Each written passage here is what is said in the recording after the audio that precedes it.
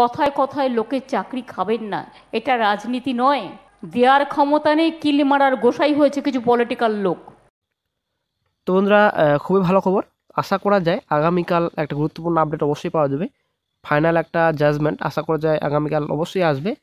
কারণ আপনারা অবশ্যই দেখতে পাচ্ছেন এখানে আপনারা দেখতে পাচ্ছেন একটা ভালো খবর যেটা আপনাদের রয়েছে, যে ফার্স্টে কিন্তু প্রথমে কিন্তু রাখা হয়েছে কেসটিকে। তো বন্ধুরা, এর আগে কিন্তু যেটা আপনাদের 12/12/24 তারিখে কিন্তু বলেছিল যে যখন কোর্ট শুরু হবে তো ফার্স্ট হিয়ারিং কিন্তু এসএসসি 26,000 চাকরি বাতিল নিয়ে কিন্তু থাকবে। তো বন্ধুরা, সেই মতো কিন্তু আপনারা অবশ্যই দেখতে পাচ্ছেন এখানে সিরিয়াল নাম্বার আপনারা দেখতে পাচ্ছেন 1 রয়েছে। তো অবশ্যই বন্ধুরা, কালকে কিন্তু অবশ্যই একটা গুরুত্বপূর্ণ আপডেট অবশ্যই আমরা আশা করতে পারি। তো আজকের রাত পেলেই কিন্তু আগামীকাল কিন্তু এখানে 26,000 চাকরি বাতিলে কিন্তু গুরুত্বপূর্ণ মামলা। এখানে 26,000 চাকরির ভবিষ্যৎ রয়েছে। তো কি হবে সেটাই কিন্তু বন্ধুরা দেখার বিষয় রয়েছে আগামীকাল। তো আমরা যদি ডেলি কজ লিস্টে আসি, আপনারা অনেকে দেখতে পাচ্ছেন 19/12/24, তো 10:30 আপনারা অনেকে দেখতে পাচ্ছেন।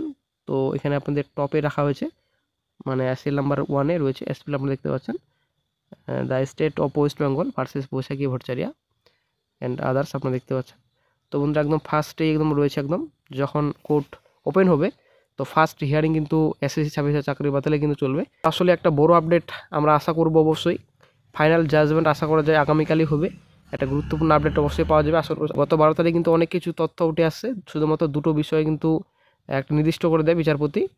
তো দুটো বিষয় যেমন আপনাদের রয়েছে যে আপনাদের প্যানেল ক্যান্সেল করা হবে, নাকি প্যানেলে যারা যোগ্য এবং অযোগ্য প্রার্থী রয়েছেন তাদেরকে ডিভাইডেড করে আলাদা করে রাখা হবে, নাকি প্যানেল ক্যান্সেল করা হবে, সেটাই কিন্তু আগামীকাল দেখার বিষয় রয়েছে।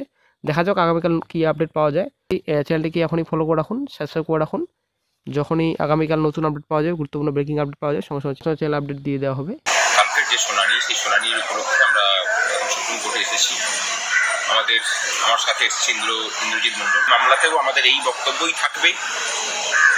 আমরা চাই না যে মানে পুরো প্যানেলের সবাই যে যোগ্য সে কথা বলতে, কিন্তু যেখানে সিবিআই এবং এসএসসি সিবিআই সুনির্দিষ্টভাবে যাদের বিরুদ্ধে তথ্য প্রমাণ জোগাড় করে দোষী বলে সাব্যস্ত করেছেন তাদের বিরুদ্ধে আমরা চাইবো যে সুপ্রিম কোর্টও ব্যবস্থা নিক।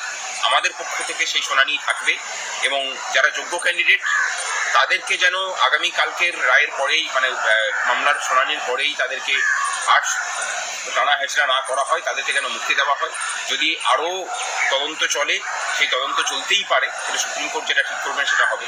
আর এসএসসি যে লোককে চাকরি দিয়েছেন আগামী দিনে এই সরকারি চাকরি দেবে, মমতা ব্যানার্জি দেবেন। আমি ওদের সঙ্গে যতদূর পেরেছি আমাদের সরকারের যে সত্যি সহানুভূতি আছে, সত্যি যে আমরা মানে ওদের অনুভব করতে পারছি, সে বার্তাটা পৌঁছে দিতে পেরেছি। এবং খুব অবাক হয়েও না আমি এর মধ্যে আমাদের কাউকে ওই ধর্ণা মঞ্চে দেখতে পেলে। এইটুকু আপাতত বলছি, বাকিটা আমি বলতে চাইছি না। অর্থাৎ এটা এক্সপেক্ট করা যেতে পারে যে ধরুন যদি আদালত নির্দেশ দেয়, কি দেবে তারা জানে, হয় আদালতের নির্দেশে অথবা তোমার সাথে আলোচনা সাপেক্ষে।